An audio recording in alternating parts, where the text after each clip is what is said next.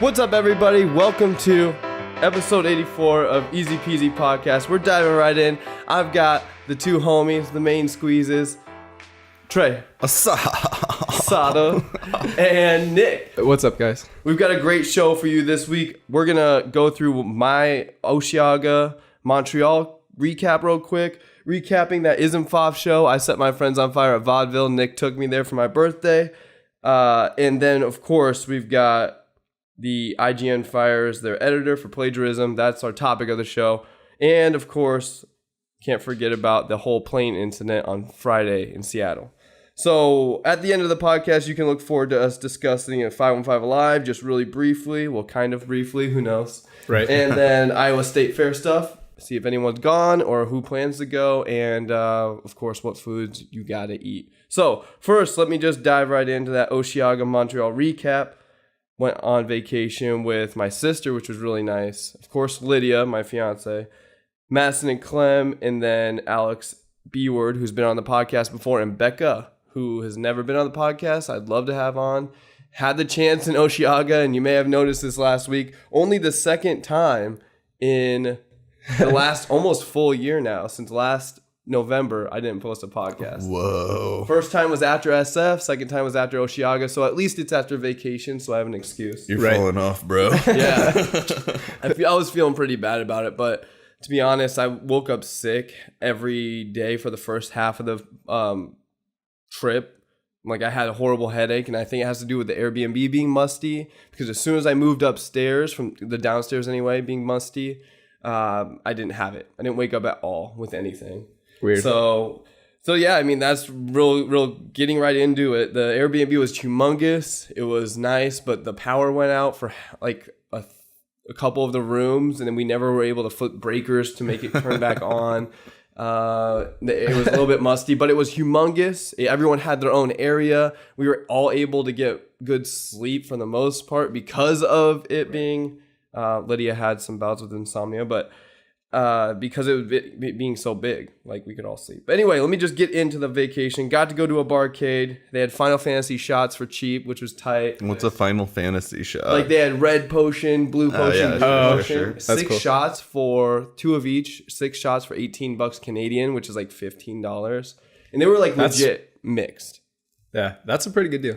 Yeah. Well, I mean, how much does pucker cost anyway? Right. Yeah, I guess. True. So true. yeah, the green one was horrible. But I haven't played Final Fantasy since 10. What's a green potion? Stamina? Yeah, I think so. There you go. Free to play, but entry was $7 Canadian. They had a really good deal for students because Montreal is a college town where if you have an ID or any way to verify that you're an actual student, you get in for $5 and a free drink. And you get a free drink. So, wow. Really good deal. Then we went and saw the Basilique Notre Dame de Montreal, which is that gigantic cathedral. It's a humongous church in the middle of downtown Montreal. They had a sweet light thing that they've been doing, like a huge light show where it's like you're just literally in the church staring at where like the priests or pastors would be. And then they had like an awesome light show going on that went through all the seasons. It was just like orchestral. It was super loud. It was cool. Trippy as heck. If you were not just a little bit buzzed, it would have been insane. And then scaled a mountain on rent-a-bikes was really cool. So that's the one thing I wanted to mention is that this is the first vacation I've had, I think, ever where we did like all of our exploring and relaxation before a music festival. So that kind of made coming back to work a little tougher because we had already been drinking, exploring, going to brunch a couple mornings, having a mimosa there or a cider there. And then we went to a music festival. So. Right. So then you're drained and then you come home. Right, yeah. So Osheaga day one. First thing we went to was Manchester Orchestra, and there was a legit mosh pit. That is cool. So I was like thinking, oh my God, Montreal throws down. So there's a couple of videos I just posted in our Osheaga, like our little group for vacations.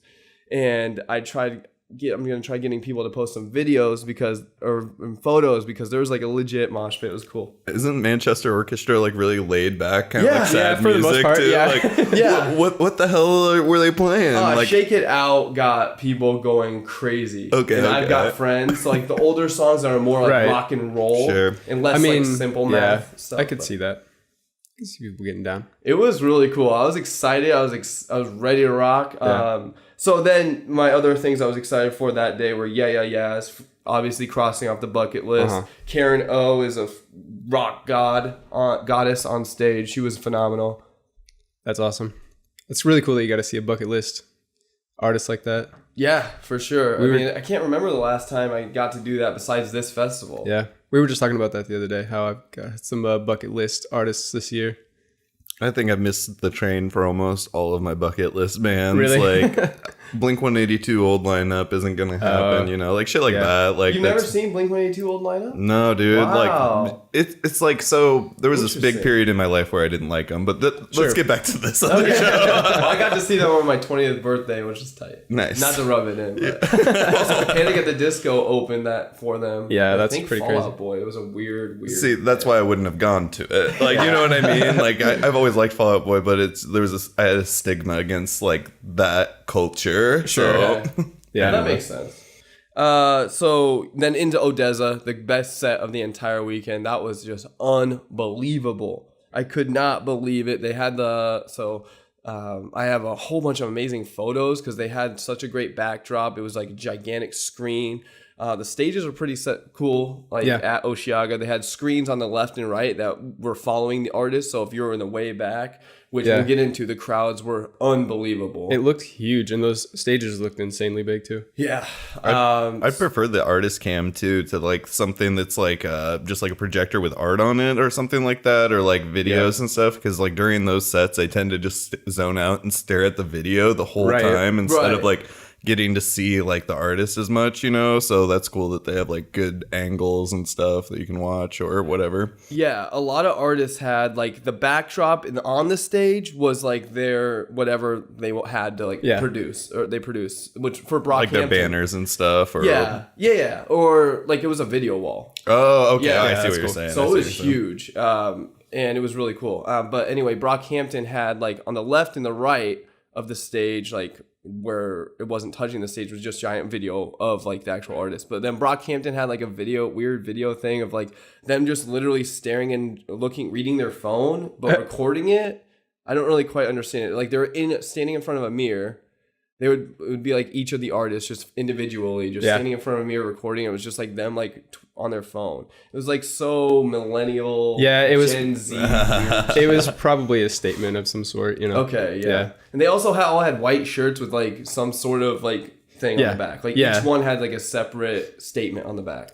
Yeah, they're all about that kind of stuff. Yeah, they were cool. We'll get into them on Sunday. But so Odessa was unbelievable. Easily the greatest set. Their set list was awesome. We all got to be really, really close for how big and massive their crowd was. Right. But their crowd was not as big as I expected, and it was not the biggest of the weekend. Travis Scott was closing on Friday. Oh yeah. And he had border issues. It was his release day for his new album, and he was very, very late, which sparked a whole bunch of people being upset, and actually a lawsuit. Yeah, that's insane. How can you? Yeah, against Canadian government or like against Eventco, who was the promoter for the Osheaga, and I don't think so for sure, but against the promoter. Oh, okay. What's it called? Lawsuit where everybody is gonna class action. Class action, yeah. So he had border issues. He was supposed to play from 9:45 to 9:45 to 10:55. He ended up showing up after 11 and only playing for 40 minutes. Yeah. And we left long before that. We were only going to stay for a few of his songs anyway, but yeah. So day 2, EDM day. We went and saw we opened the day up with Milk and Bone, which is, I think, French act, indie alternative.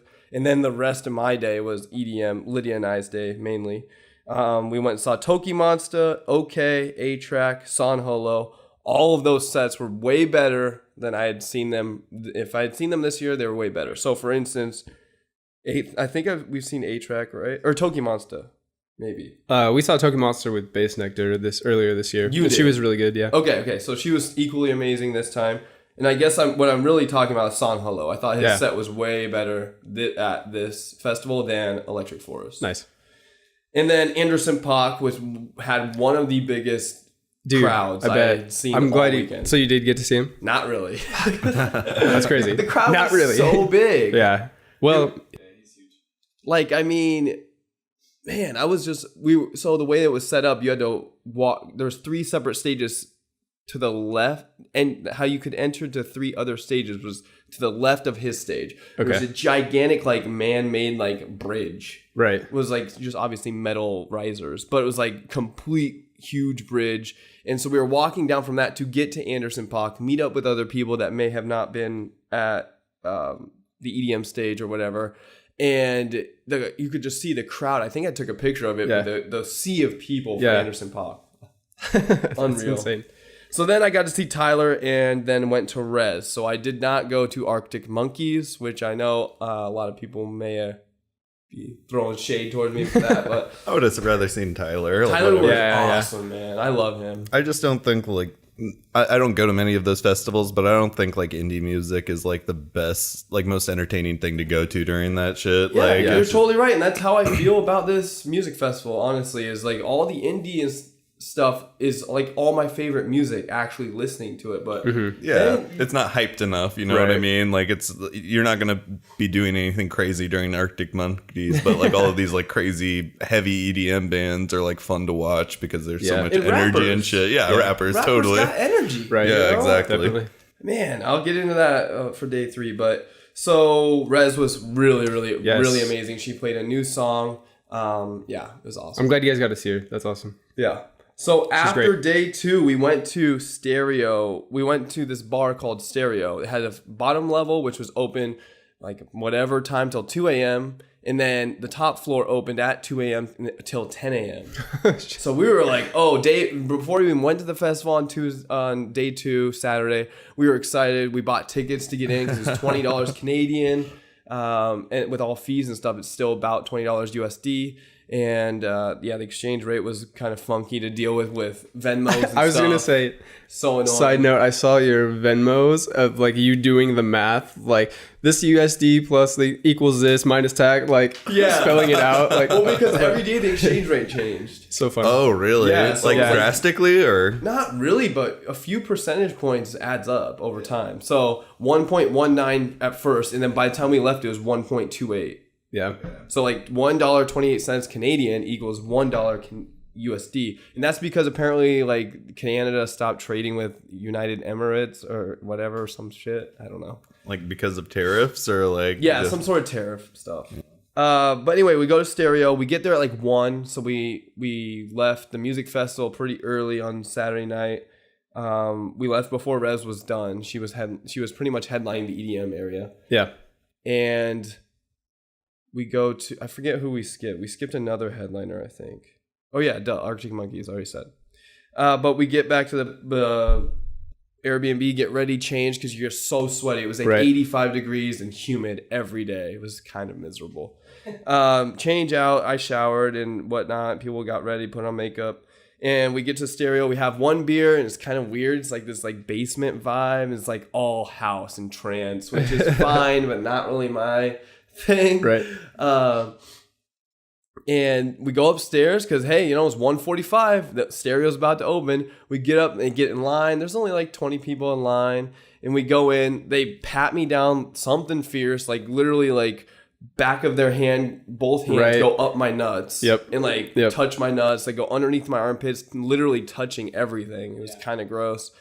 And I'm just like, okay. So first off, I'm like, that's really messed up. You're violated now, and yeah. Yep. And they had you empty out your pockets, all of them, and put it in like a cake, like a little plastic thing. They really did not want anyone doing drugs, dude. That's the thing. Is like obviously if a bar opens at 2 a.m., they're expecting people to just be doing a bunch of stuff. Fair enough. Obviously, no one has any issues getting in. So we get in, walk up to the bar, and I already had told this story to my coworkers because it's kind of funny. But I look over to the right, I look over to the left, and I see a giant like Red Bull refrigerator. Okay, that's kind of cool. I look over to the left and there's like a vitamin water. I'm like, wow, that's interesting. Okay. Yeah. And there's just a bunch of Coke products all over the place. They have only sell Coke products in Canada, it seems, or Montreal at least. Yeah. And I'm like, okay, well, I'm talking to like Clem and other people with us. I'm like, what the heck? I don't see any like bottles of alcohol. Oh, snap. They serve alcohol until 3 a.m. in Montreal. We thought that we could get a drink or something from 2 to 3. God. They don't serve any alcohol. Scared. Oh my God. We're sitting there like, what the fuck? We spent $20 to get in. We thought we'd be able to drink. Oh my God. God, dude. That's hilarious. So we realized this was enough time to get back down to the other bar, though, because it was like 1:50, I guess, by this time. So we had like 10, so we're like, I need 10 drinks stat. We go to, there's no re-entry to Stereo. Oh my God. So we go to the other bar. The other bar stays open till 3. They stay open till 3. So we go to the other bar, try to go to the other bar. The security's like, I can't let you go. There's too many people trying to get in. There's too much stuff going on. I can't let you go back down and come back in. 7 of us. It's not even a huge crowd. Like, come on, man. Nope. So we dance for a little bit. We're like, haha. We dance for like a half hour or whatever. It's fun. Half of us, me, Madison, Clem, Lydia, we all go downstairs like and have like one last beer right before 3 a.m. And then while Shelby, Alex, and Becca are all just upstairs dancing. Some stuff to say because I know we're getting long in the tooth on this topic. Jesus. Sorry, guys. But I had to catch you guys up on this stuff. Stereo has the grossest crowd ever, dude. There's legit like dudes that would sit in front of the like DJ booth and just like vultures would come in and just start talking to girls. Yeah, it was. That doesn't surprise me.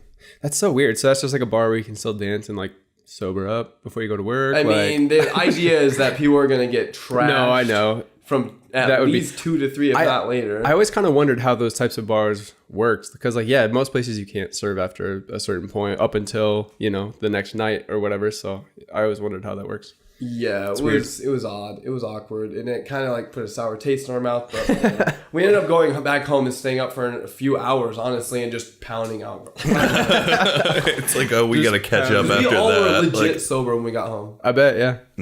Okay, so Dave, what a shame. I gotta bring up some little notes here on day 3. The neighborhood, we got there just in time to see them. They started at 4:10, and we were struggling to get back to the festival, but the lines were humongous for day 3 Sunday. It was the first day that sold out. All days ended up selling out, single and 3-day passes. And dude, the neighborhood's lead singer, he sounded okay. Their set was good. They played like Afraid, and of course they played Sweater Weather. Yep. Right before Sweater Weather, though, he crowd surfed, and the band just like played whatever they were playing like instrumentally for literally 10 minutes. He crowd surfed. Really? He was just crawling nuts on top of heads, just nuts crawling on top of people. It was kind of awkward. I saw Tash Sultana, Gorgon City at the EDM stage. I saw a little bit, like one song of Jungle, one song of James Bay while we were waiting for other music. Just really walking by, essentially, stopping, pausing slightly. Mode Selector, another house. Dude, a lot of house was on Sunday. Yeah. Post Malone, probably the biggest crowd. The people in front of us were like probably 18, which is the drinking age in Montreal. Nice. And they would put their girlfriends up on their shoulders, and it was just a wall of like butts in your face because they were just on, and you can't see anything. Obviously, like I could see some stuff because I'm a little bit taller and I would just maneuver, but like there's literally just a wall of people like on their oh my god, dude, cell phones, so just many cell phones. Yeah, dude.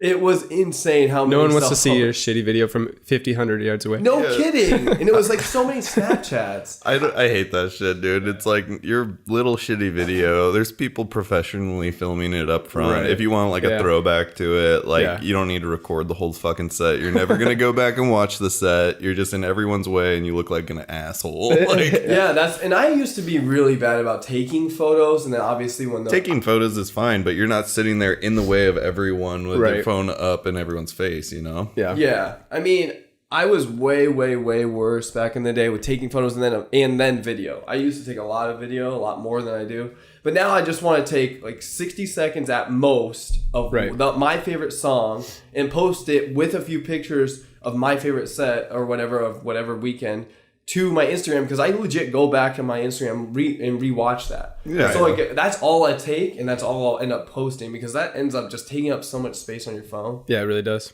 So the crowd was insane, and then we got food and went to the National, which is right back to what Trey was saying. Indie alternative, just so like sad. Like festivals are not meant for that, I don't think. You know, like festivals are, let's get hyped, have a party, let's celebrate this music, and it's just hard for me to get any fun mood with that. Yeah. Crowded, okay, and then Brockhampton, which were really fun, really hyped. Yeah, but by that time, they were playing right before Florence and the Machine, and I was Sunday. I was honestly ready to just head back to Iowa at this point. Hate to say it, and I don't mean to like put anything down on the trip, but I was just really like tired. I didn't end up drinking anything on Sunday at all. I just sat there. That's when you can tell that Shaun's just totally out of gas, as he's just done. Yeah. Dude, yeah. We got to see a couple of songs, or hear a couple of songs by Florence while we were leaving, because the festival grounds, here's a couple takeaways. Festival grounds were so big that it took a mile. It was like almost a mile from the entrance where you got dropped off on Uber to the actual entrance to the festival grounds. Wow. It was unbelievable. This insane. Is Montreal's Lollapalooza. It was sold out every day. It was just intense. The porta potties were disgusting. They had these weird things I'd never seen before where guys it was like a little urinal, a tripod urinal thing. And that's where guys just out in the open would just get really close to it and put their penis in it pretty much, and then just like let go and let it go. It was just like out in the open. Yeah, out in the open, just in the little tripods. You just like would get really close to it, so splatter would get all over you. Yeah, and sounds like my kind of place. Yeah. Alex Eward said his take notes, US. Yeah, he said the first day, Friday. I think it was Friday or Saturday. There was an instance where it was overflowing. It was just running down the hill, the pee. And some girl was walking, slips in it, falls in it, turns around, realizes what happened. She goes, ew, ew, ew, ew, and starts hyperventilating. She's just drenched in piss. Oh, God. I'll say... This is the reporting we need on the EZPZ. This is the dirt we need. Yeah. I had to go inside of on the front lines. Yeah, this is in the field action coming right at you. Real quick, just to cap it off, though, my story is I was wearing my brand new, really nice silk camo shirt that Lydia just got me. Oh, yeah. And she's really wanted me to get this shirt up and wear it for EDM day. Okay, cool. So we wore it. I wore it, and I had to go to the bathroom right at the beginning of the day. I go in the porta potty. Like I said, these are disgusting. So horrible. Some were out of toilet paper. I'm glad I brought my wet naps like I always do. My wet ones. Yeah. I sat down, and my shirt dips into a whole bunch of piss. Whoa! Yeah. I used like a shit ton of, I used all of my hand sanitizer I had, like all dips of it. Into piss. Yeah, and water, I rinsed it out, and I was just like, whatever, what am I going to do about it? Yeah, what can you do?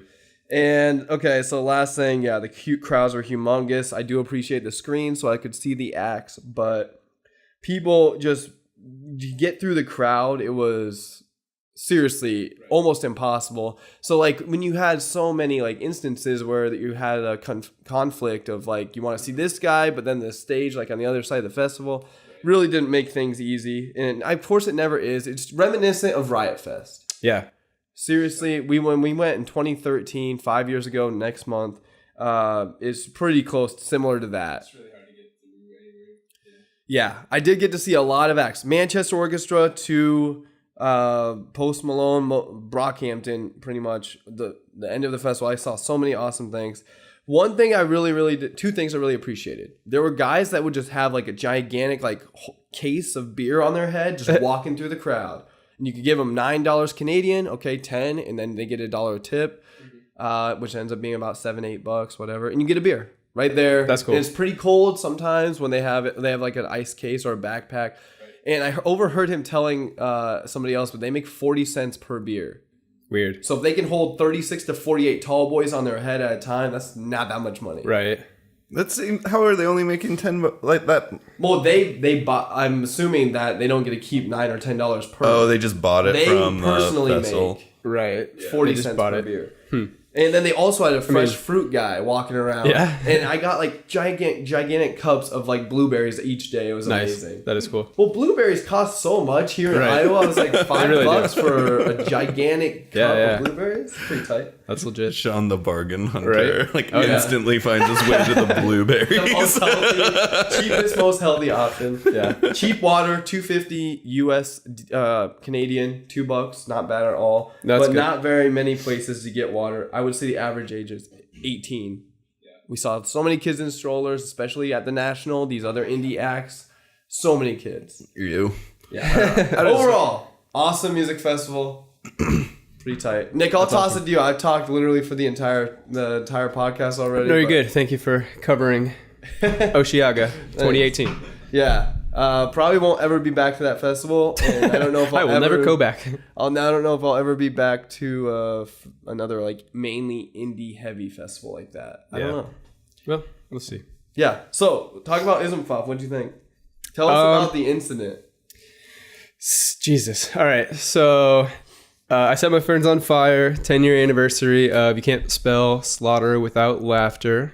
So great album. Did you ever listen to them at all? Yeah. Okay. I mean, there was the one song at least is like the color or the sound of orange or something. Rhymes with orange. Something that rhymes with orange. Yeah. I always loved the shit out of that song. Oh, yeah, but I always thought that they were like really kind of like a basic like Yeah. Oh yeah. like for that metalcore stuff like a At the time, yeah. And they were kind of more, I don't know, kind of a joke. And- Joke. yeah they were a joke Yeah. They working were on with like Smosh. Smosh that's Right, what it right. was. Said Rocks. Yeah, we were talking about that on the way That was home. hilarious. I was yeah. really expecting them to play that, but they didn't. Yeah. That's a really good song though. Yeah, it is. So the show was at Vaudeville. It was like no one there. 50, 60 kids, maybe. Yeah. I mean, that's like for an obscure I emo know. metalcore band. That's Yeah. probably better than I would have expected. I honestly 50 didn't know what people. to expect. I didn't think there was going to be a whole lot of people there. But this is the second leg of this 10-year anniversary tour. They did one in February, March earlier this year. They played like Omaha, but now obviously they're playing Des Moines. It sold out like a lot of shows on that, Oh, really? that run. Sold out a lot of shows. This one, not so much. Yeah. Obviously, as Nick just said. The crowd was interesting, I guess. I don't even know what to expect. Yeah, it was so weird. I expected to just see some kids like us, maybe some older people from the scene that hadn't been to a show for a while. They're like, oh, I remember them, I'll go see them. But like, it wasn't. There was actually a lot of younger kids. So I'm like, I don't even know how you heard about these guys. A couple of the people there look like they had a Hatchet Man tattoo somewhere. Probably. I don't know why, but they do come off as so like they're just like such know an the type. obscure You've band. definitely You know what I seen- mean? Yeah, That, yeah. Like if they're still, that's probably still the only band they listen to. You know what I mean? It's and they're like, very yes, possible, yeah. And like Yeah. a lot of us have like moved on with other shit, and Right. those guys have not moved They did on, not. man. Yeah, they're holding true. So, real quick though, before the incident, there was this band called The Anna's Okay that like opened. They're from Germany, I guess, and they were pretty I cool. said that 3 times, but hey, Yeah, in a German accent. yeah, oh yeah. Between every song, but yeah, they were actually really good. They were Very like, good. Seriously, like me and Nick, I just kept going over to Nick, like, dude, these guys are legit. So apparently they. I'll just let you keep talking. Sorry, No, you're good. I was just like so hyped on them. I like literally after their set downloaded their singles. They have 2 singles out for their new album that comes out next Friday.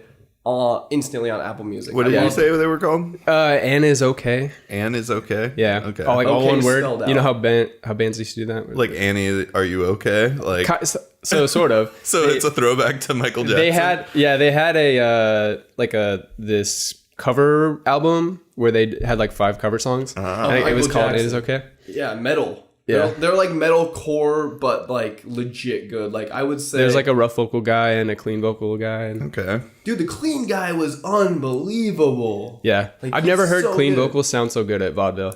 Like they brought their own sound guy, I think, Yeah. with them, and like they had the soundboards like down on the first level, which was crazy, but they sounded really good. It was crazy, worth checking out. But so then EZPZ gets started. They started at 8:15, and they were supposed to start at like 8. They had some technical difficulties throughout the show. Sound guy. You bring your own sound guy. You're having technical It's difficulties. the same sound guy as And It's Okay, but he was killing it during them, and he apparently wasn't doing his job. I couldn't tell if they were just like stalling. Well, because I think wasn't he? And there was so much weird shit that happened. Yeah. Like they switched out drummers like halfway through the set. And then what is this? Dude, and you were know you guys how, on acid? Like they might have, actually, the leads, what's his name? Matt was so goddamn high. I've never seen someone so high in my life. So high. He had the darkest. So the first time I've seen him 3 times. This is my 4th.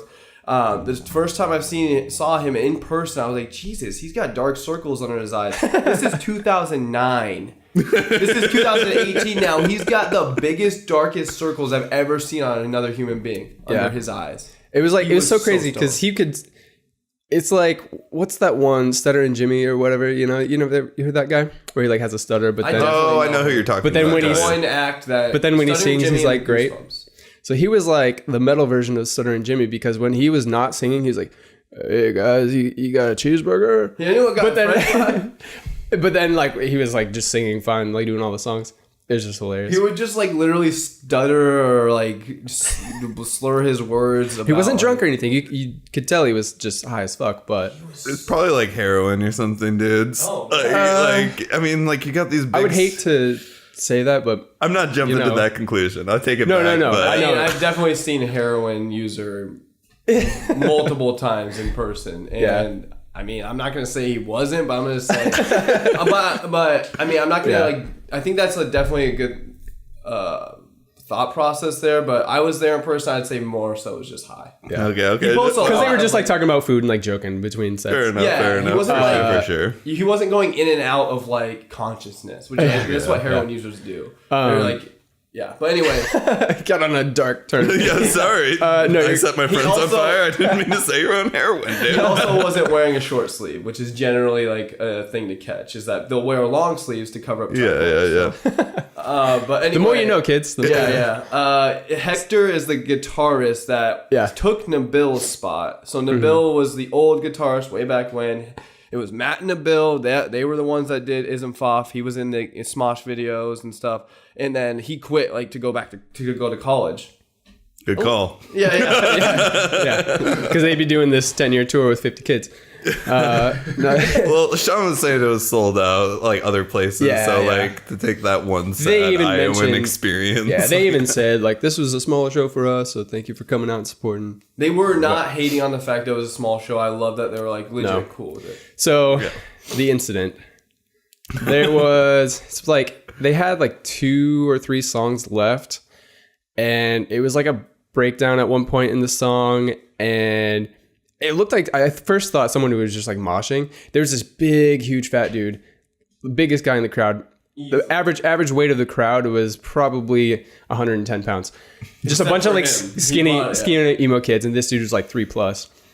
And at one point earlier in the show, he like did a mosh thing where he like pushed everybody, but like no one was really moshing. So it was during the breakdown of ASL. He like literally just he did the like snowplow thing where you just take everyone with push you. Everybody that's like 3 people back straight to the one side of the room. It was so stupid. Not a huge crowd. Like he pushed like 20 people. So it's like you're just kind of more of an asshole than anything. Because like you're not hitting other bodies to kill momentum. You're literally just plowing through people. I love that. I know.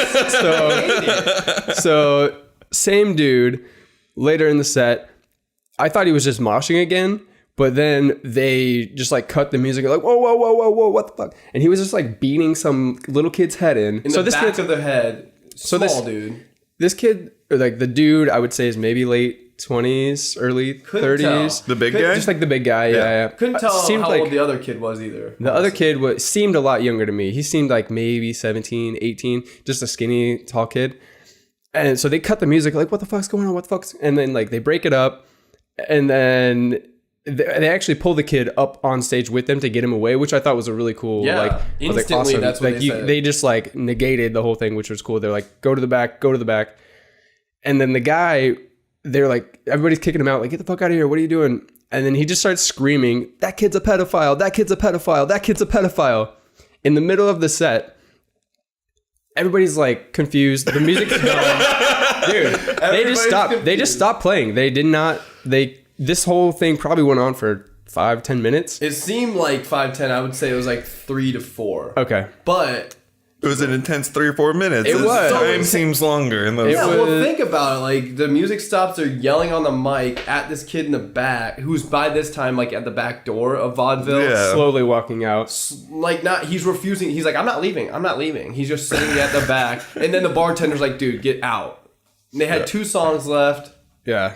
I don't know. It was just so weird. It was so weird. For already kind of a weird feeling vibe of a show, it just really was icing on the cake. Like, oh man, that is comedy. Well, so the first thing that comes to mind when I hear like that, like hitting in the back of the head, is like a hardcore show, like an OG like terror show. That's like there's guys that just do that. They don't sit it on one guy's head and smack it multiple times, but they'll just smack everyone's head up front. You know, like. Yeah, that's what I initially thought. So I was like, oh, he's just... It's just like hyping people up, you know? And that just sounds so fucking awkward. Oh, man. Like, it was so much terrible. more of the story. Like, of course, like, if you're calling somebody a pedophile and doing that kind of thing at a show, first of all, you have screws loose. And we're going to get into a topic where somebody else has screws loose. But there's also might be some more of the story, you know? There might be a situation where this kid was 19. I'm assuming the kid's pretty young. Like Nick said, 17, 18. I'm thinking like 20, 23. And the other kid probably about the same age, but he looked way older.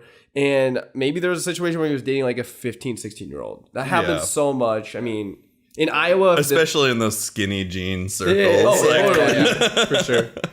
They all use moisturizer, so you can't tell how old they are. And their sister's jeans. Oh, man. It was way weird. I'm so happy we got to see that show, though. Yeah. Because, like I said, I've seen them a bunch of times. That album is so important. It meant a lot to me, growing up, so... It was cool to see. Listening and back that was my to first the time lyrics, seeing him. It's kind of like, some of them are decent. Like, I mean, some of the lyrics are still hold up. Well, yeah, you said that they were kind of like a goofy joke band anyway, that I don't think they ever really took like their writing super seriously or anything like that. And it was just more like, let's do something like, we'll have like a really soft song and then it's going to get really heavy after. We'll call it bipolar. Like, you know, like that kind of shit. But really cool how they opened up with the interlude and then it went into Reese's. Reese's Pieces, I don't know, John Cleese or something like that. I love that song. Yeah, that's one thing I was going to mention too. I thought they were just going to play the whole album straight front to back and they didn't, so...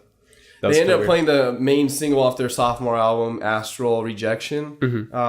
But yeah, I mean, Hector. Okay, so something that you didn't mention during that whole fight situation is that Hector, like I said, he was actually looked like a little person, kind of. Right? He had like sort of. He was really, really short. Like probably 5 foot. I honestly think both of those two dudes that were originally in the band were really, really short. Like I think they were both very small dudes. But anyway. Well, Matt was kind of taller. He's a little bit tall. Yeah.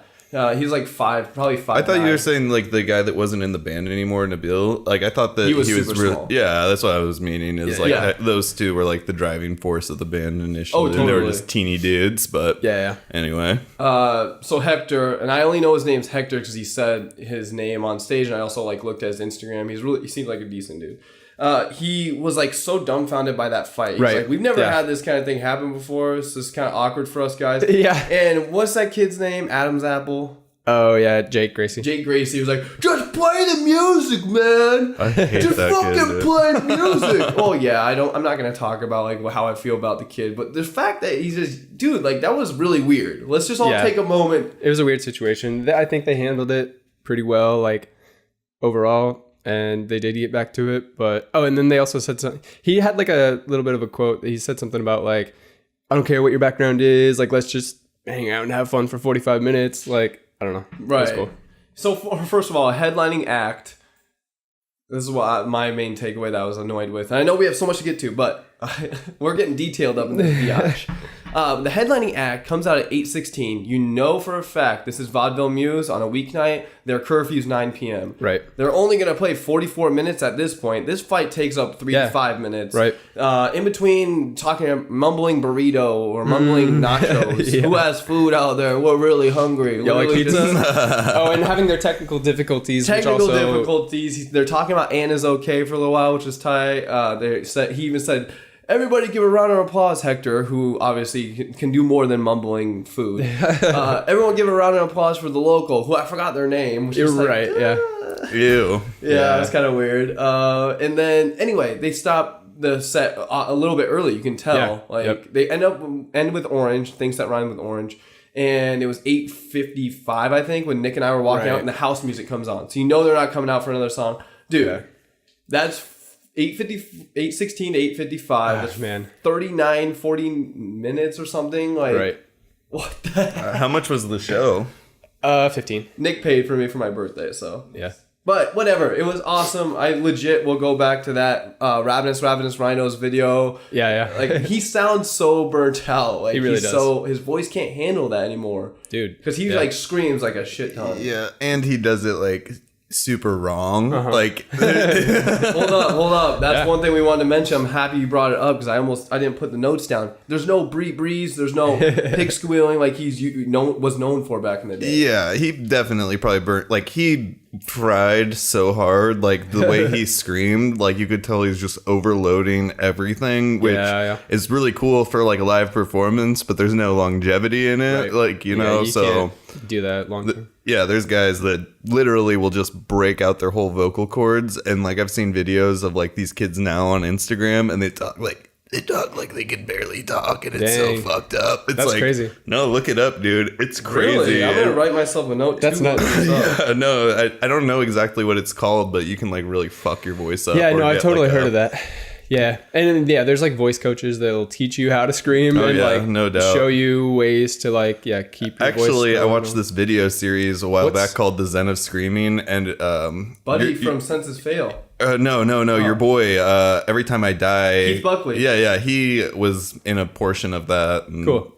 So he knows how to do it, you know, obviously, but yeah, that's crazy. Yeah, I've heard a lot of people like, I don't know, it's like throat coat tea still a Zen thing. of Screaming. I'm gonna check that out too. Yeah, definitely. He's pretty cool in it too. Well, like, he's the coolest lead singer of all time. He looks so different now than he did like back then. Oh, dude, when they hit it big with Hot Damn and then into Gutter Phenomenon 2005, when they were literally at the pinnacle. Gutter Phenomenon's probably their worst album besides the Last Night in Town.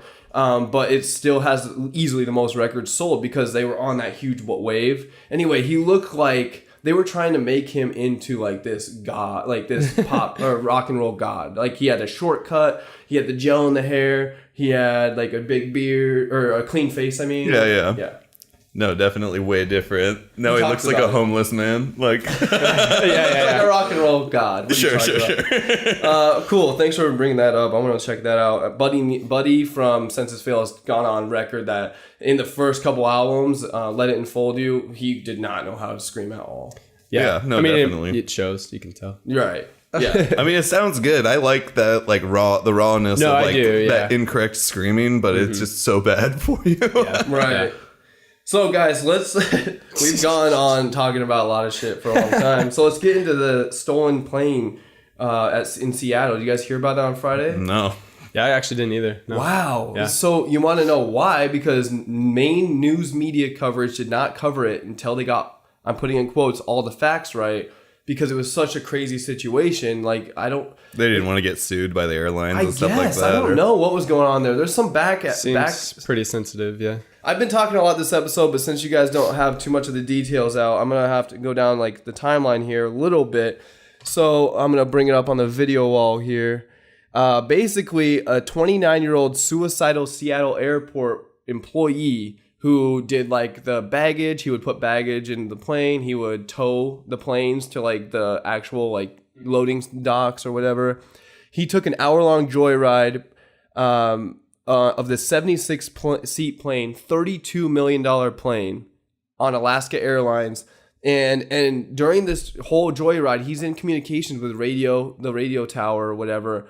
And you could tell he's got some stuff going on. Like, he's not talking about how there's no one on the plane. I want to say that first and foremost. He literally took a plane that was supposed to board people within like the next hour. And he just ran off with it. He's doing loop-de-loops. He's literally doing a loop-de-loop. Barrel roll. He doesn't have a pilot's license. Wait, he's in the sky with it? He got up into the sky. I thought you were just talking. He was towing this thing around. I'm like doing loop-de-loops with a little tow. He got off the ground. Dude, the radio connect's going berserk. Fucking legend. Dude.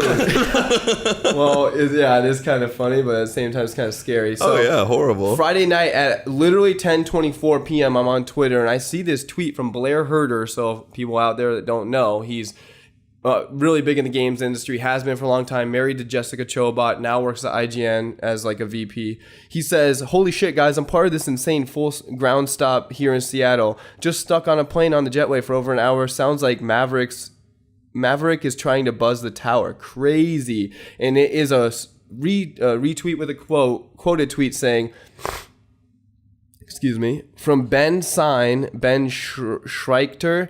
Okay, this is insane. A pilot on the plane in front of us just went rogue, took off on an empty plane, bypassing orders from the tower. The tower ordered a full stop. They're trying to communicate with the pilot. So at first, everyone thinks a pilot took it because he literally gets up in the air. Yeah. It's just a dude that's 29 years old. Planes aren't easy to fly, dude. Yeah, that's exactly. Insane. And they're hard to get up on the ground, but they're even harder to land, and we're going to get into that here in a little bit. So I'm like literally engulfed in this, like on Twitter. I don't know what to make of it. What's the heck's going on? Like, is this a terrorist attack? Everyone's at first saying pilot. Obviously, by now it's Sunday, breaking the fourth wall. It's not a pilot. It is a 29-year-old dude that literally just loaded planes, and they were saying it was a mechanic. I don't even think he's a mechanic. He passed all these background checks too to get this job. He seemed like an all-around decent dude. Here's actually a photo of him on his website, his WordPress. He looks like a normal dude. He has a wife. He's married. Yeah, he doesn't look like the type of dude to take a plane. Right. Exactly. So during this hour-long joyride, he's passing really low. He's not at altitudes he should be in a plane. He's passing over neighborhoods. He's passing over all these. God. People are taking these videos. Like they're at a party. It's a Friday night on the West Coast. It's 8 p.m. The sun's still up. People are taking videos and like tons of like photos and stuff of this, and you can see so many. There's a huge archive on Twitter. I'm like looking at them. I'm searching this hashtag, which by now they have a hashtag SEATAC, which I believe is Seattle International Airport or something. Anyway, the audio between the radio tower and the plane, Richard, they call him Rich or Richard throughout the whole conversation, is up for public consumption because it is. Right. There's probably laws and regulations that, hey, you have to be able to have that out for people to hear because there's some crazy shit that could happen, in the world. I don't really understand how or why. But what the politics are on that. Yeah, there's something going on. These quotes, and I listened to all the audio the day after because I did not want to not be able to sleep Friday. I don't like it was my niece's birthday on Saturday. Dude, I had stuff to do. So I was keeping up with just the tweets, but I listened to the audio. Dude, it's crazy, man. He goes on, he starts saying like, this is probably jail time for life for me, huh? He's like just joking about it. He's very, very jokey throughout the whole situation. If I land this plane, do you think Alaska will hire me for a job? I just want to apologize. I'm just a broken guy with a few screws loose. I did not even really know it until just now. He literally says that.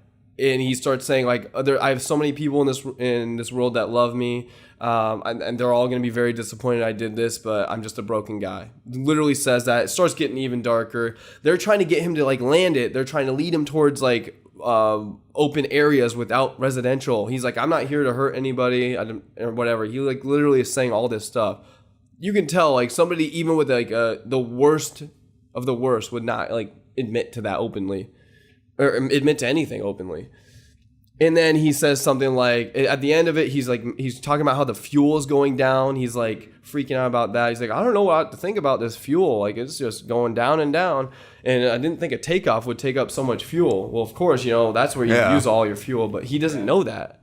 Man, it goes on. And eventually about an hour into it, he says something like, well, you know what? I'm just going to, do a barrel roll and then just put the nose down, and that's what he does. He literally does a barrel roll, and there's videos of it on Well, it doesn't look like a literal barrel roll like we're used to on Star Fox 64. Right. Sure, it's probably way shittier and ghetto. And but he's just like turning midair, and you can see this on Twitter. He like almost goes down just doing that. He's going over an island, I believe it's Kiehne Island, out, which is very, very sparsely inhabited out in Seattle, Washington. And man, there's video here too. I'm gonna play some of it.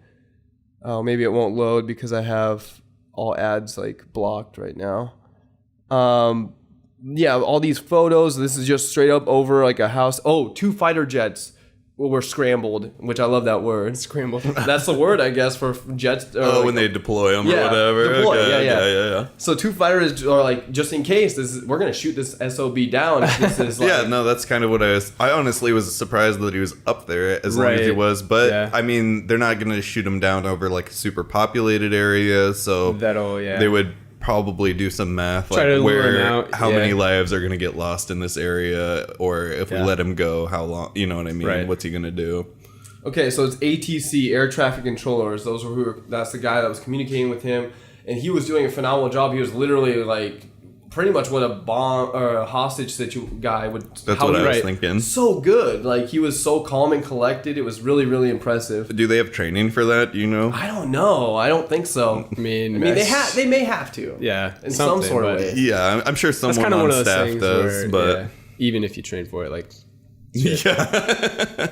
Okay, here's a video we're playing live on the video wall. You can see the fighter jet in the background. Look how low he is over these residential houses.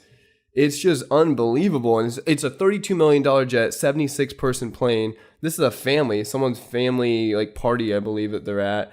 This is the aftermath where he takes it down on this island. It's just a broken dude, suicidal. You can see a plume of smoke over like a giant lake or the ocean, I guess, I believe.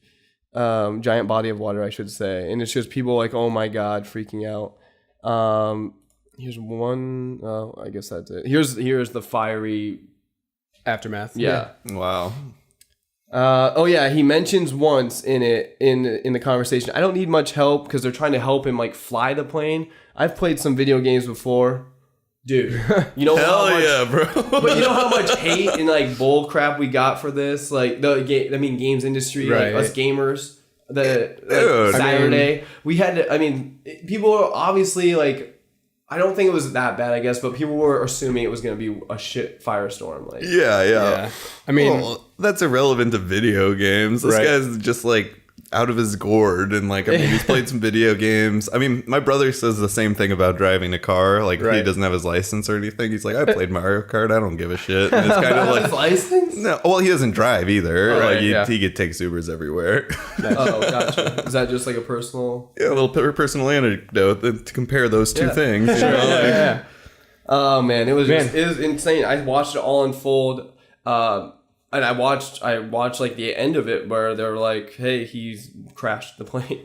That's crazy. On Friday, yeah, it was really weird because I saw it in my feed, and then I went to the hashtag, and you just see tons of videos just drop in. That's what I want to say is like Twitter is super important in this new day an age of media. So guys, we just had some technical difficulties, but luckily we didn't lose much of the show.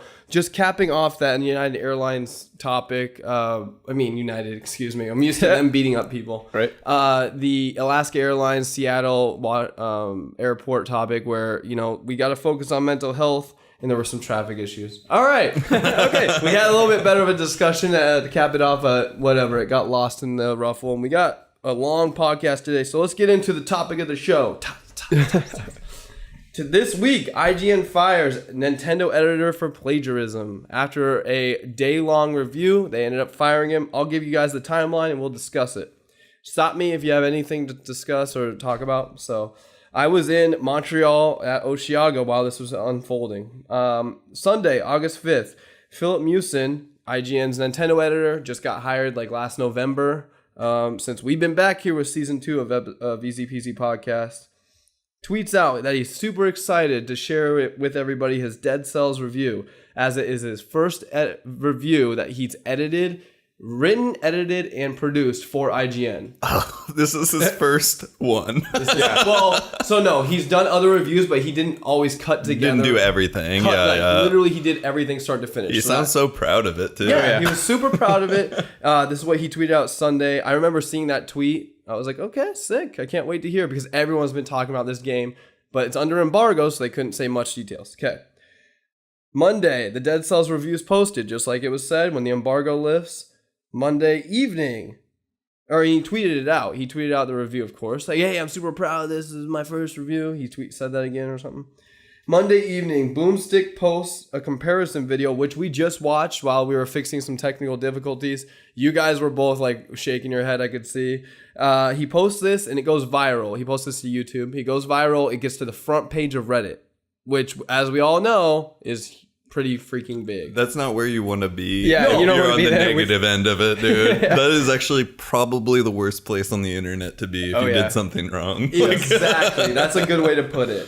So the video shows the suspect similarities. Like I said, it goes viral. Tuesday, IGN posts a editorial message. Or pulls a review, at 11 a.m. They pulled a review with an editorial message saying, we take our reviews very seriously. We are currently investigating this. And in between Monday evening and then Tuesday morning when they pulled it, so it was 11 a.m. Central, 9 a.m. as soon as they got in the office. 9 a.m. Tuesday, because I know they work 9 to 5. They were like, some people were tweeting like, hey, we're looking into this in the background, like some VPs, like big ups, high ups. It was pretty intense. While IGN was reviewing this, tipsters share with Kotaku's Jason Schreier that Philip may have plagiarized his FIFA 2018 review in October 2017 before he joined IGN. Wednesday, August 8th, IGN fires Philip Mewson. They put out an announcement, a statement saying, we parted ways with him. We're super sorry. They apologized to Boomstick. They apologized to Motion Twin, the developer of Dead Cells. They apologize to their audience. They apologize to their audience. And they apologize to their audience.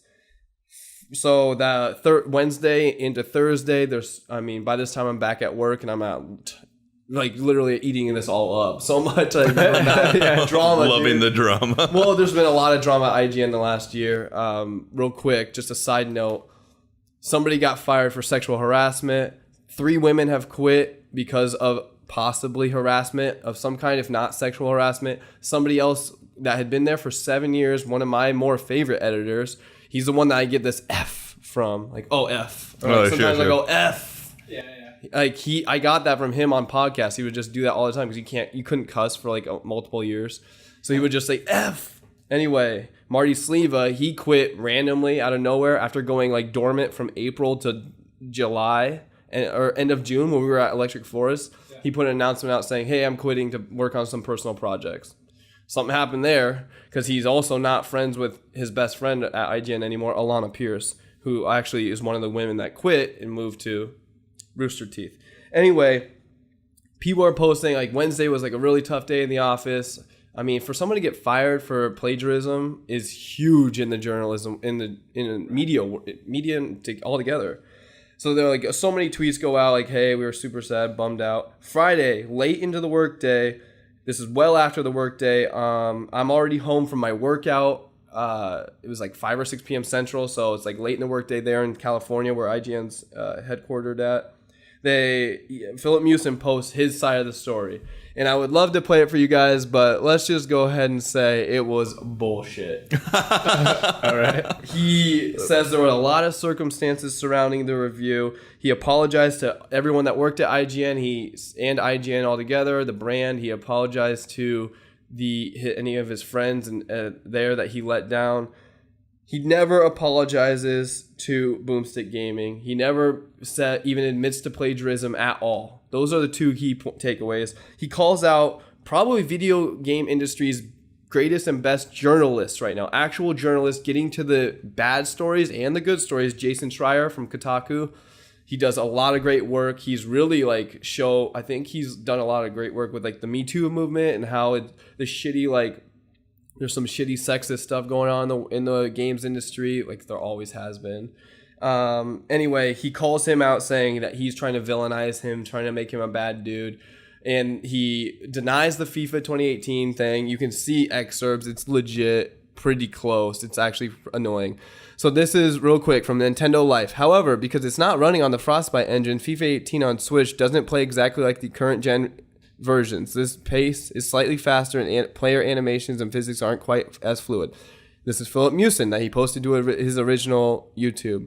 Okay, this time it's running a custom engine that EA designed for Switch, which means it doesn't play exactly like the current gen versions. The animations and physics, which is also called out here, aren't quite as fluid, and the pacing feels slightly faster, ever so slightly more arcadey feel, ultimately leaving the game feeling a little less realistic and slightly more arcadey.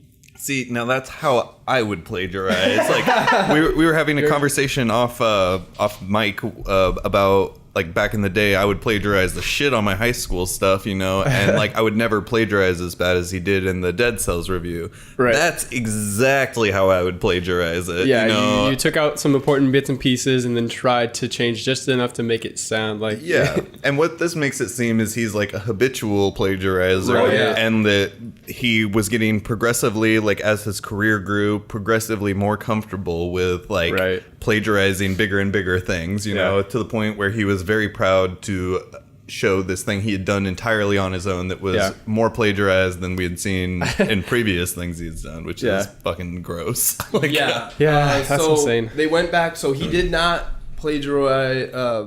FIFA 2018 was a review he posted to his personal YouTube, which... That's what I wanted to call out right here, is that he comes from a YouTube background. He literally started from the ground up right at the end of the Wii U era to the Switch, where he was just making his own stuff on his own personal YouTube. He got a pretty big following. He went from 0, obviously, subscribers to about 60,000 subscribers.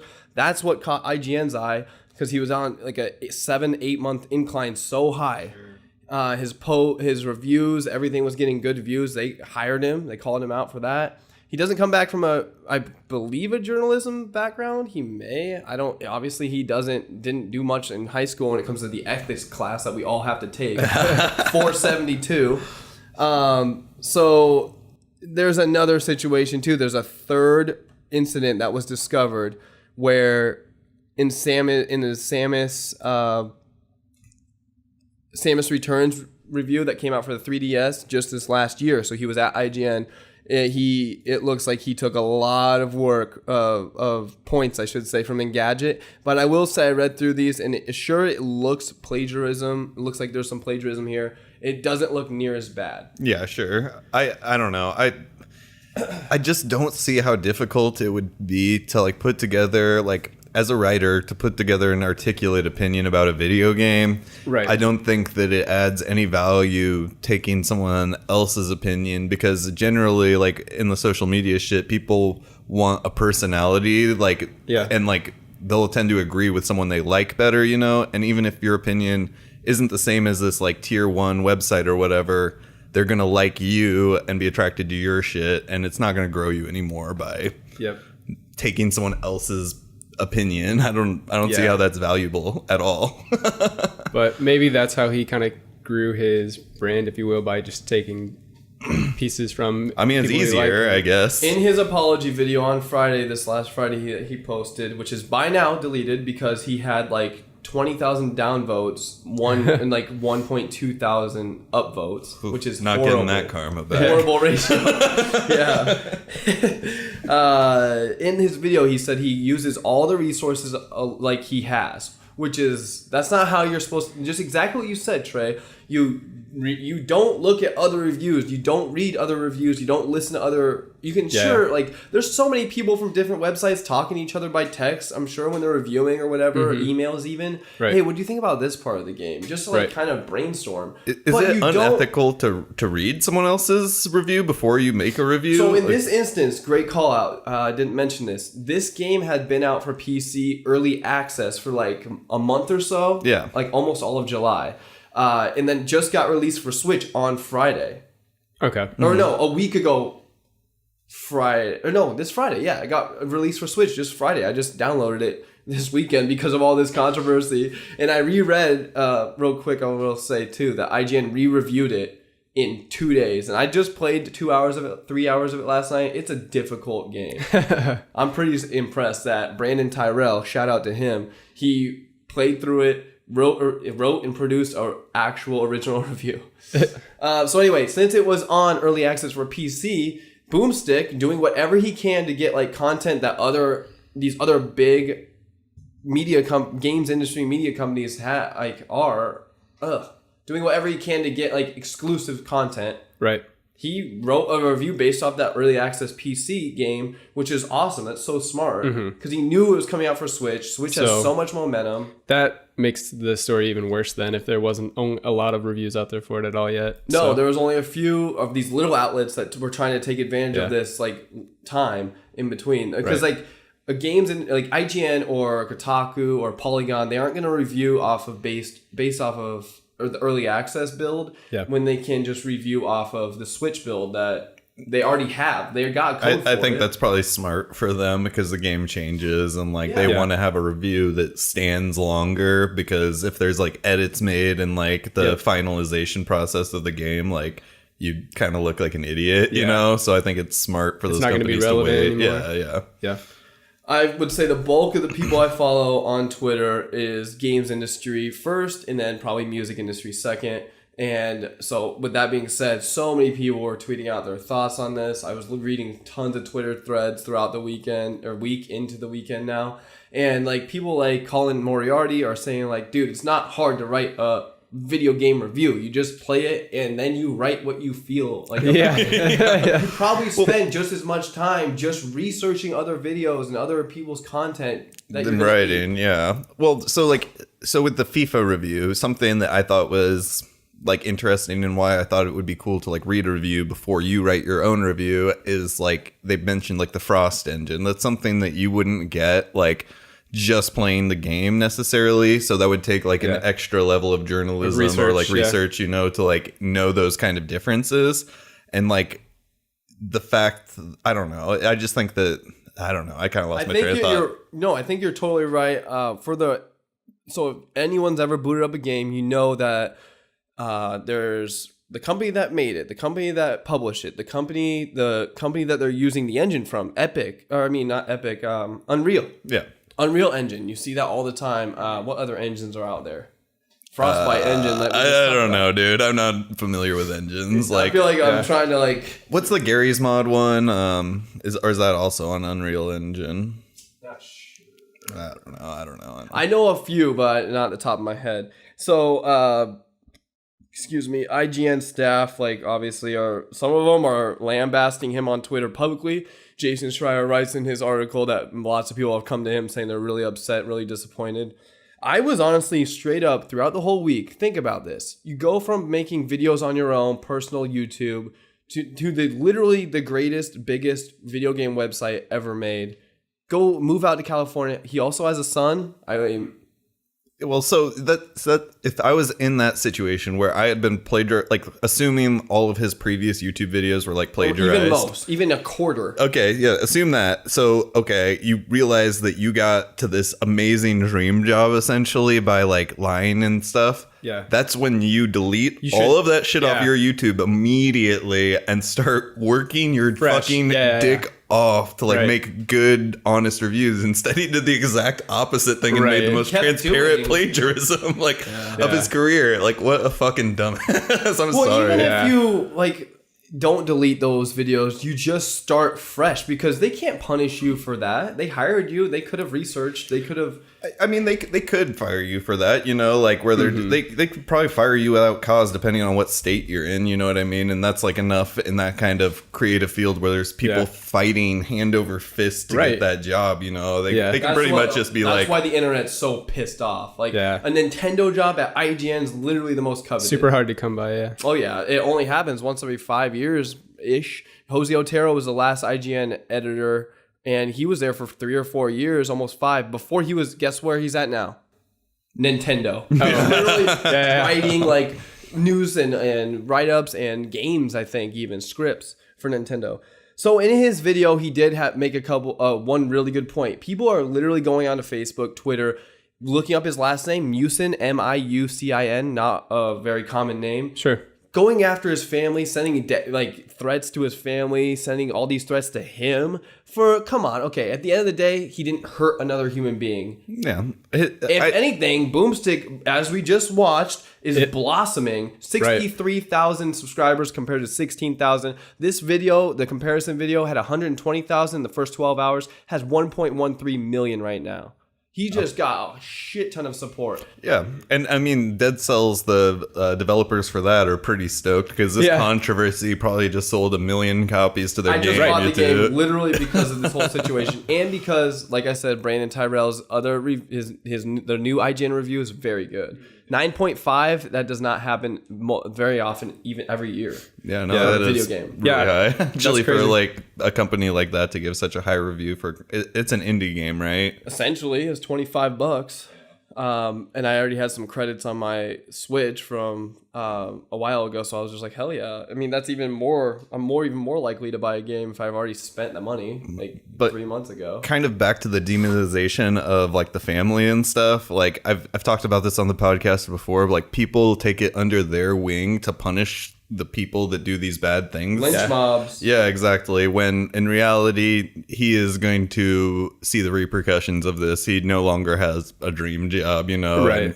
That's what I'm saying. He's already been punished. That's punishment enough. And what reputable website or anything would hire him ever at this point, you know, especially since he didn't come out in his apology video and say, hey, I did plagiarize. This is actual plagiarism. I am sorry. I am taking these steps to better myself. All he had to do was go to a couple of ethics classes. The internet would forget it. It's the internet. Yeah.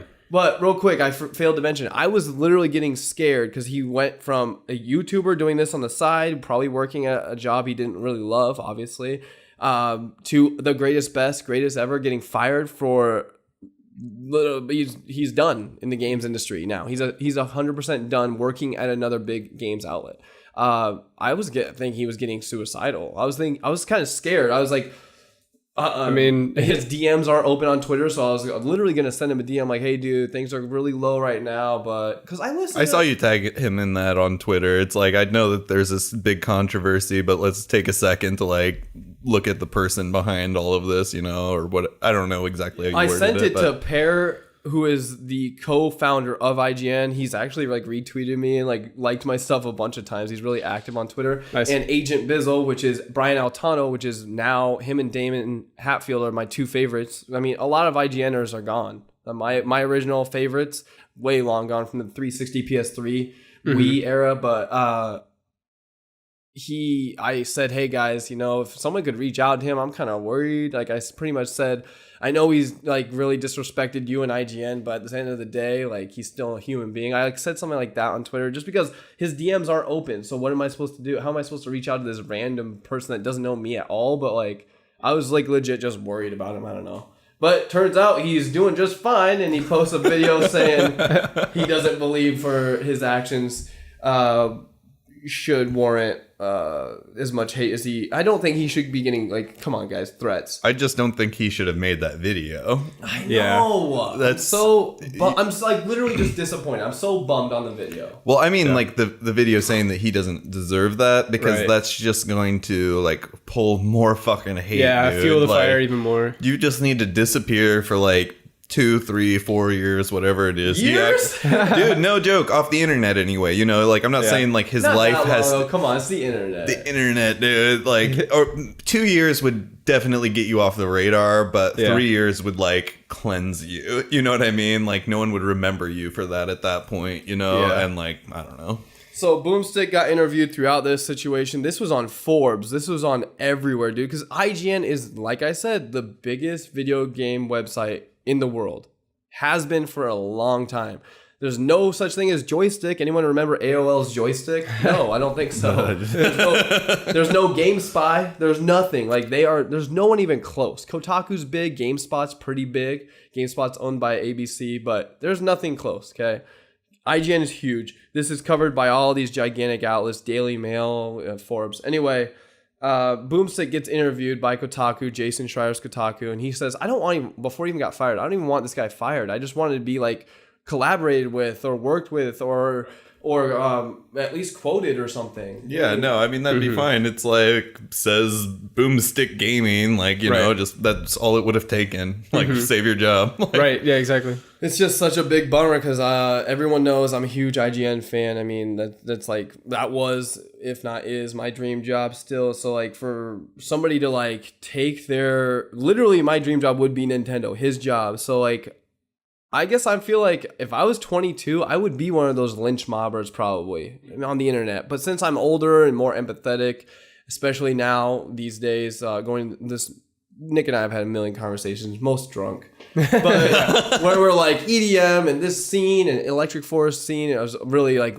like numbed me a little bit, or what's a better word? Disenchanted? Taking the razor's edge out of me a little. Like, I'm just a little bit more caring and compassionate than I ever once was. So I'm not like out here. He disrespected my dream job and disrespected one of my favorite companies in the entire world. But I'm not out here trying to say he should be obliterated off of the internet. Or, yeah, going after his family. Yeah. A couple other last tidbits. Dan Stapleton, the IGN executive manager of all reviews, had a lot to say about it, saying that he backstabbed IGN. He disrespected the entire audience, their entire fan base, and especially with this video, this was the least liked or approved apology video since Kevin Spacey's apology. Is what he said. I mean, is Kevin Spacey spacing any charges? I didn't think so. Not yet. Yeah. Justin. He said that reviewers should not be looking at other reviewers in content before they review. You should be looking at anything. Even like, it's okay to look at like first-hand looks at like the first time you get a build or the first video or like first 20 minutes of the game. But you should never be looking at another reviewer in the industry's published work. It's okay to talk with another reviewer from another website. That's normal. They're your peer group. Yeah. Okay. That makes sense too, because like it might bleed into your content after you've watched it. He literally says the word subconsciously. That's a great call. Yeah, definitely. Just like you'd think of like a part in the game, like, oh, I really agree with that thing that the reviewer wrote, and then when you go to write your review, you're like, write the exact same sentence all of a sudden, and it happens with everything. I'm sure it happens with music. It happens with art. Totally. I see it all the time in the art scene that I follow on Instagram. Like, people are like, huge artists that I follow are always like reposting and like calling people out. Like, this person literally took my image verbatim and is making merchandise and didn't tell me at all, you know. Oh, it happens in the meme game real bad. Meme industry. And that's the most serious of all. Oh no, I had quit making them because they were getting stolen. Every one of them, I would post like hashtag World of Warcraft. Even with like a watermark? They would just find the template and remake it, because my fonts, I don't know the exact meme font, so that's like why I'm an inferior meme maker, is I don't know the standard. Right. So they would take it, redo it in the correct meme format, and then repost them. And that's nuts. The bigger pages too. I got one of them banned though. So that's crazy. Nice. Black Arthas, never forget. That's nuts. Wow. That's amazing. Yeah. Arthist? Black Arthas. It's a World of Warcraft. Black Art Heist. No. It's the same spelling though. Okay. Art and heist? Arthas. Oh, okay. It's like a World of Warcraft villain. Oh, okay. Last IGNer to publicly post or tweet about this was Tom Marks, very new IGN editor. He was I believe a freelancer. Then he was now he's an associate editor. Like, he just worked his butt off. He does PC work a lot of the time, but he's also on the NVC podcast, IGN's Nintendo podcast. Says very point blank, which I cannot disagree. Plagiarism is not a plagiarism. What did he say? Sorry, real quick. Not acceptable or something. No. It's totally no chill. Chill. No, okay, so plagiarism is not a circumstance. Plagiarism is a choice. Yeah, I mean, that's true. I mean, that's 100% true.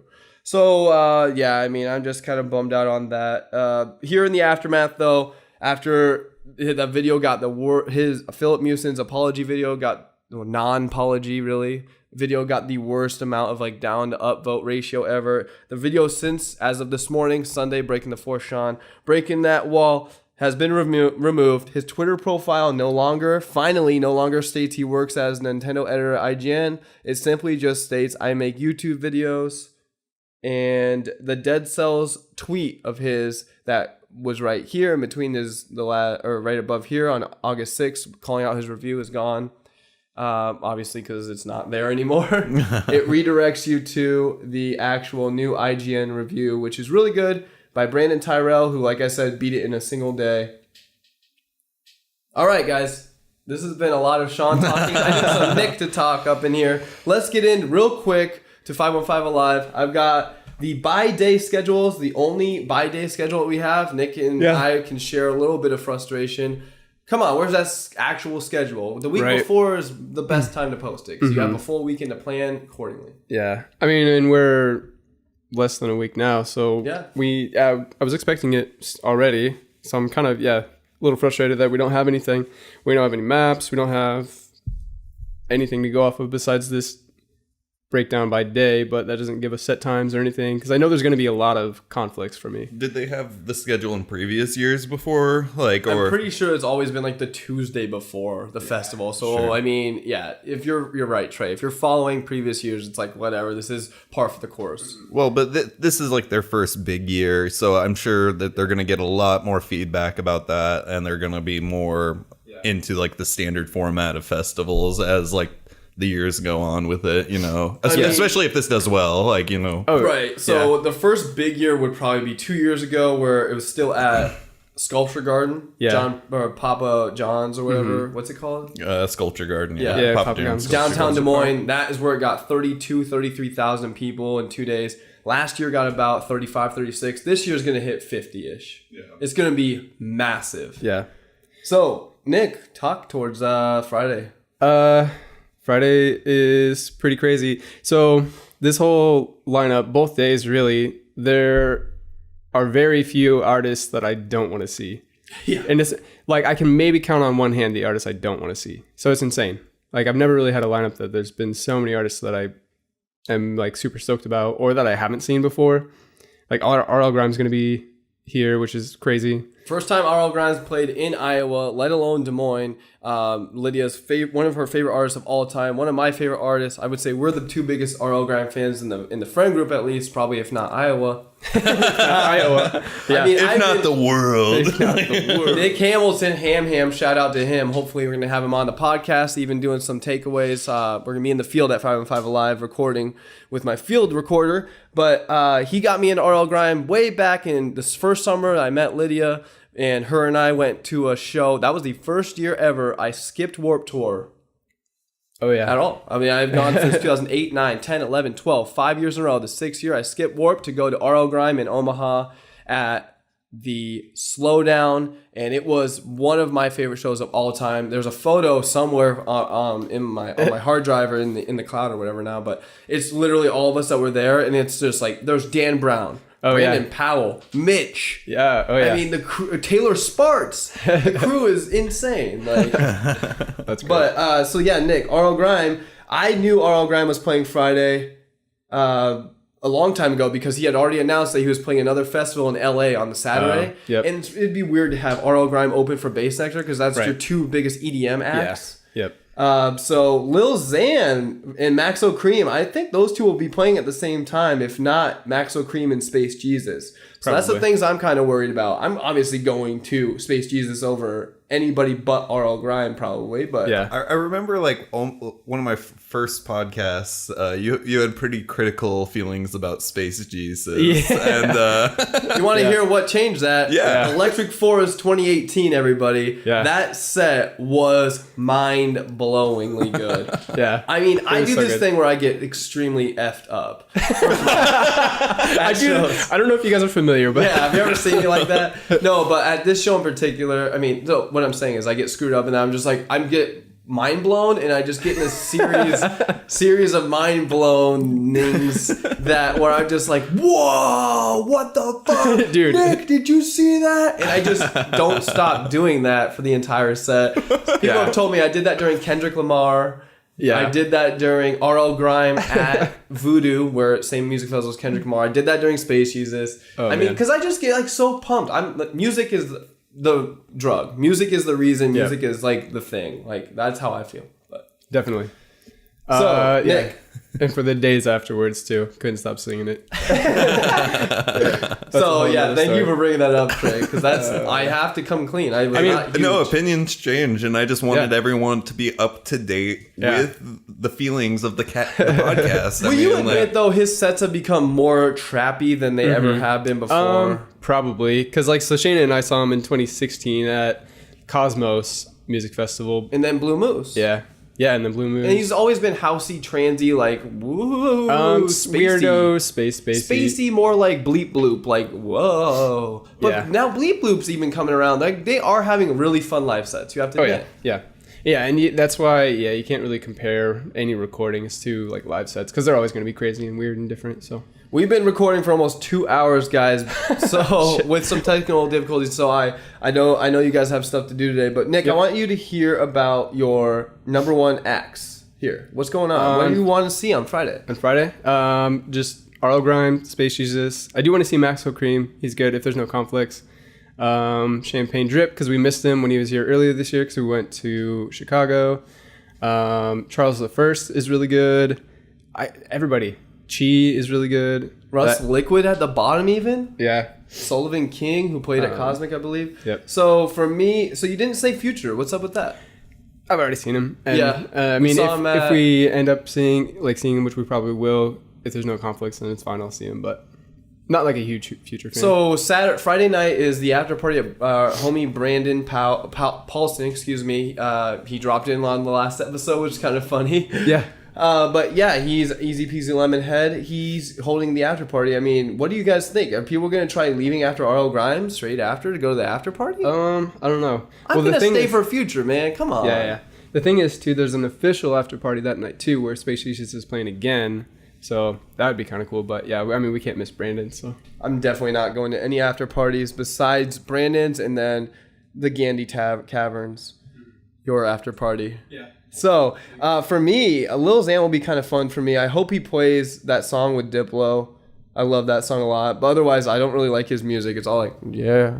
It's that SoundCloud mumble. Yeah. You know how I feel about it. Yeah. He's really annoying, honestly.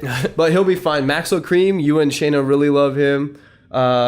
Space Jesus, of course. And then Charles the First, though, that's somebody we didn't see at Forest, but everybody on Reddit, r/Electric Forest, would not shut up about Charles the First. Yeah. So I'm going to try getting out there and seeing him. Something that we are not discussing is the locals. I want to point that out because they are not on this like initial like Friday lineup. We don't know when the locals are playing, what time, where, how many stages. You know, there's a lot of info here that we don't have. Do they have the list of locals? Man. Like, does it exist somewhere? Oh yeah. So on the initial lineup, there's literally like 80 locals from around at least the regional. Yeah. Probably further. yeah, exactly. So getting into Saturday, obviously, guys, Bass Nectar. Going from Bass Nectar to Nick Gandy's house is going to be the greatest 2 sets ever of all time. Because it's going to be going from Bass Nectar to the biggest Bass Nectar fan's house. Yeah. So I'm expecting Shayna to go full on excited craziness. Oh, yeah. It'll be great. What do you guys think about going up to the front for Bass Nectar or Future? RL Grime. I'm sure it'll probably happen. Me and Lydia are going to go up really close for RL. Yeah. So we'll have to meet up with you guys after. Ganja White Night's going to be tight. I don't really love Ganja White Night, to be honest with you. The last time I saw them, which was at... They were at... Electric Forest. Yeah. I wasn't super We saw them impressed. at People's Court. People's Court? Yeah, I think they came to People's Court, and Shayna and I went to see them once. People's Court? Or not People's Court. Wow. Valor? No. Woolies, yeah. Oh. Wow. People's Court. Why did I say that? No, I mean... I kept saying it, too. I was waiting for him to correct himself. Yeah. Weird. Cashmere Cat's going to be really, really fun, but they're really laid back. So I'm going to see if he's going to throw in some trap. Yeah. I don't know. I've never listened to a festival set up there, so we'll see. Denzel Curry, isn't that another artist that you and Shane are really excited about? Yeah. I mean, I don't know a lot of his music, but anything I have listened to is good. Trippie Redd, though. Trippie Redd's new album, really, really good. Even though he seems like a piece of shit human being, his new album is super good. We listened to it on Friday, Lydia and I. And then Kofresi, that's another artist that Lydia has been getting really, really hyped on. It's a really great act. Sounds a lot like, what would you say? I don't know. He's just good, like heavy trappy kind of. Right? Yeah, So lots of he's fun. good. And then we got Golf Clap right at 10, Schlump. Those are 3 humongous acts. Then we got the Trifinity set with Yeti, back-to-back, board-to-board with Toadface and Mount Analog. Lots of people are really excited about that because it doesn't happen very often. These 3 acts coming together at the same music festival, same stage, literally going to be board-to-board. Yeah, they have 2 albums out under that like Trifinity thing. Yeah. So that's kind of cool. A name that's standing out to me on there is Dirt Monkey, which Yep. sounds very racist. Personally, It does. It does. What are they? What do they sound like? They're, I don't even know. They're sort of a weird, I don't even know what to say. Some sort of spacey bass stuff too. Spacey bassy. Spacey bassy. I don't even know. It's really weird. I don't know. Overall, this lineup's going to be really good. It's one of the biggest ones we've ever had, so I'm super excited for it. Yeah, generally I have no idea what's going on these lineups. Yeah, I feel like I'm pretty tied in with music in general, but this is just like such like a subculture really that doesn't is. have to do with a lot of other shit, you know. Yeah, and if you're it's not really- like in Yeah. it, Yeah, there's a lot more rap this time around than there has been in any previous lineup. Usually there's only like 2 or 3 rappers. So Okay. they have, this I guess is- some of these weird names are rappers then. 'cause Yeah, so, like, I this- would assume like almost all of these were EDM just because they have like weird spellings and Yep. like numbers in them and like Yep. They just have like a EDM name creator generator online, and they're just like, I'm assuming out. Blunts and Blondes is a rapper though. no, actually they're EDM too. See, the world's I'm so confused. I'm confused. That's so funny. Yeah, I'm super excited though. So what else, Shaun? Saturday? Anything else? Birthdays, yo. It's a birthday party this weekend. 5 people's birthdays. Mine That's this included. weekend? Yeah, it's going to be at Uh-oh. Brandon Powell's after party, which is going to be Brandon Powell. Why do you keep saying Yeah. that? Brandon Paulson's after party, exclusive, invite only. You have to have the golden ticket. Invite But anyway, he is going to have, he does this every year. After party is going to be me, Caleb, Andrew, Brandon, and Ron's birthday. 5 quintuple people that we're celebrating. In years past, it's always been just me and Brandon, but obviously we got to throw it to the other crew. I mean, it's their birthday next week, so And they'll all be there, so it'll be a good time. it's gonna be a humongous shit show of awesome. So birthdays, and then I mean, I'm just looking forward to the after parties. RL Grime, like I said on the first day, Bass Nectar is gonna. I mean, like I said, his Electric Forest set was very weird. Yeah. First So- weekend, his second weekend was apparently way amazing. Just the fact that he hasn't been here in so long, I think he'll 7 Throw down. years, baby. Oh, really? Since he's been here at Val Air, Yeah. where he played. And that's just amazing catch. And Cashmere Cat's really exciting for me, and Trippy Red. So those are the 3 main ones for me. Cofresti's going to be tight. Thing with this is that just like what we experienced last year, is it's hot as heck out there in Waterworks Park. There's no shade. We're going to be getting there at 2 probably on Saturday afternoon. We're going to be in the sun all day. So everyone bring water, sun protection. Don't drink a crap ton before you go out. Don't be stupid. Yeah. And so, I mean, that's 515 Alive. We're going to have in the field thoughts, sharing our thoughts with you all. So expect that as our next podcast. It's going to be a special episode. 515 Alive, craziness. Nick, throw it to you. You had a couple of notes real quick to talk about the Iowa State Fair. Oh, yeah. I just had something I thought was cool for Trey more than anything. I was just looking at the acts that are playing this year, and I had no idea, but I guess Biz Marquis coming. Oh, shit! He's here tomorrow. I remember we were going to, was it the Too Pure to Die show? Yeah. I was just like, he had a mix or whatever. I'm like, you got a Biz Marquis on that mix? And he's like, oh, no, dog. No, I had no idea who we were talking about because I didn't know that that's the guy that played that song. That is so funny, dude. Yeah, but he's here tomorrow. So if you want to go catch Biz Marquis. Are you going to go? No, dude. That's cost money, dude. And I would have to leave the house, bro. Like, I would have to leave the house. but Yeah, your day off. You don't want to do wait, that. where, I've never actually, is that at the weird stage thing that the country bands always Grandstand, play at. So this one said it was at the Mid-American Energy Stage. I don't know which one that is. Interesting. The grandstand's gotten like $20, $30, $40, $50,000 worth of renovations this year. It can fit 15,000 people now instead of like 11 or 12. Reba McEntire was Friday night's act, and she sold out instantly. Her tickets were going, so tickets usually like $20, $30, $40, and they're usually pretty affordable. Her tickets were going like $60, $70 each. So. Yeah, that's crazy. Reba McEntire, that Dude. great show. It's Iowa. She's gonna sell the F out of Iowa. People will love her. The Dixie Chicks. Yep. Is that who she's with? No, I'm just Okay, saying. I was gonna say they had a great cover of The Landslide. Let me tell you, those harmonies.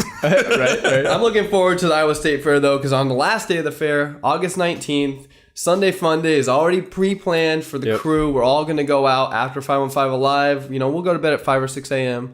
We'll get up Sunday morning. We'll get up at noon. We'll head out to the Iowa State Fair all disheveled and hungover. Yep. And we'll enjoy some delicious I'm going to enjoy food. some food. I'm not going to drink a single drop of alcohol that day. I'll say it right now. Get a fried Snickers. Those things are dank. Last couple years I've done a really good job spending 30, 40, $50 and just getting 9 different items. And I hear this year they have awesome stands where I think they have $1.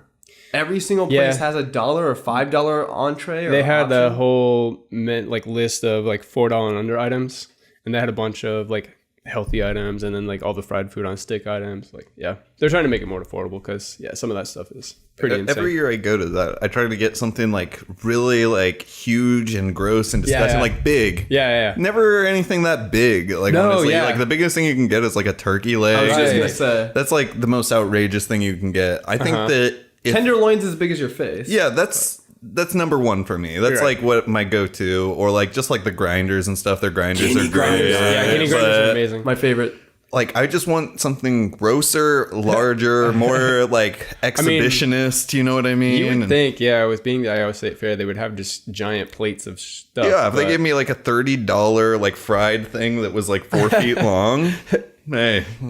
Who's to say I might eat it all? I probably will. I don't know. You know, I always want to bring a ruler with me because when you go to the foot-long stand, those freaking hot dogs are not a foot long all the time. Oh, dude, you can do a Subway on them, dude. Like, class action lawsuit on these hot dogs slinging fucks. 9.5 inches is not 12. Yeah, I'm super excited for next weekend, guys, because like I said, I turned 28 on Thursday. Then we got that birthday party and a celebration of awesome music coming to Des Moines, Iowa for the first time, if not a long time. Yep. Gonna be great. You just joined us for probably the longest episode of EZPZ Podcast ever. I'm super thankful to you guys for sticking around through the technical difficulties. Appreciate it because I know you guys both knew that the IGN firing a Nintendo editor for plagiarism. Super important for me to discuss. Dude, I always have a good time. I'll stay here 4 hours tops. That's my hard line in the sand. That's pretty good. Most Joe Rogan podcasts are 3. So. Oh, really? Yeah. I always kind of assumed that we ran long in the concept of podcasts. We do. He's an outlier for sure. Most podcasts are 45 to 50. Yeah, because a lot of his ideas are like conceptual, rambling ideas, right? Like, well, lots of weeds involved. But well, I didn't mean it in a bad way, but yeah. But Joe Rogan's my demigod. Joe Rogan is who I go to for any and all wisdom, any and all opinions, because he's very much. If it doesn't hurt somebody, let them do it. If it doesn't, that kind of thing. We don't need to go. We're about to do a Joe Rogan. I know, right? It's almost as if we smoked weed beforehand, which we obviously did not. So, Rick, are you going to go to the Rick Mobile or what?